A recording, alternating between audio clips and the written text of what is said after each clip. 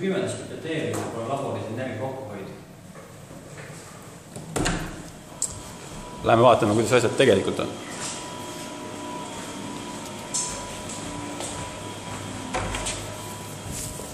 See on igapäevane labori tegevus.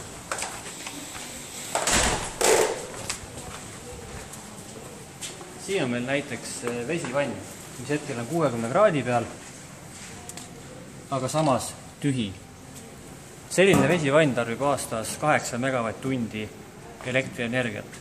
Selle lülitame välja. Nii, lähme vaatame teise suure energiamahuka osa, milleks on külmkapid. Nagu näete, meil on siin reas 7 külmkappi. Kui me võtame näiteks selle, põhilised probleemid, külmkapid on jääs ja tühjad. Näiteks see sahtel, üks karp. Et see näitab jällegi, et laborites võivad olla asjad tihti korraldamata või läbi mõtlemata.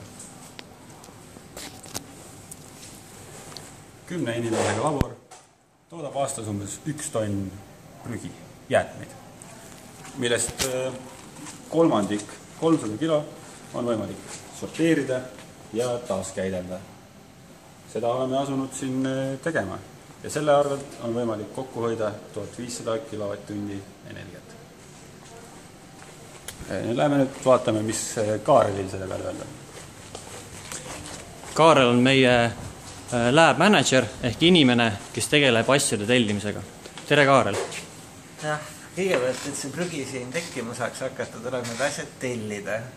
Nüüd kahjuks on see protsess tehtud suhteliselt ebameeldivaks, sellepärast, et kui me tahame näiteks osta karbipipette, siis selgub, et riigihankes on osalenud 11 firmat, kes tahavad meile pipette ja otsikuid müüa. Ja siis me peangi küsima kõigi nende 11 firma käest pakkumist. Siis ma pean andma neile ajalise võimaluse vastata ehk paar päeva ootama neid vastuseid. Et tõenäoliselt näete, kui kaua sellega on juba läinud. Ja Kaarli seletus oli sama pikk, kui see ülesanne, mida täitma peab. Peaaegu. Ühesõnaga lõppsõnum on see, et me raiskame palju enda aega selleks, et saada asju ja palju ka erinevate firmade inimeste aega, et meil saaks pakkumisi teha. Ja mida teeb Rohelabor? Rohelabor loob Tartu Ülikooli juurde ühise teaduslaborite haldamise keskuse. Me pakume kõike, mida laboril vaja on. Tellime, korraldame, hoiame kokku.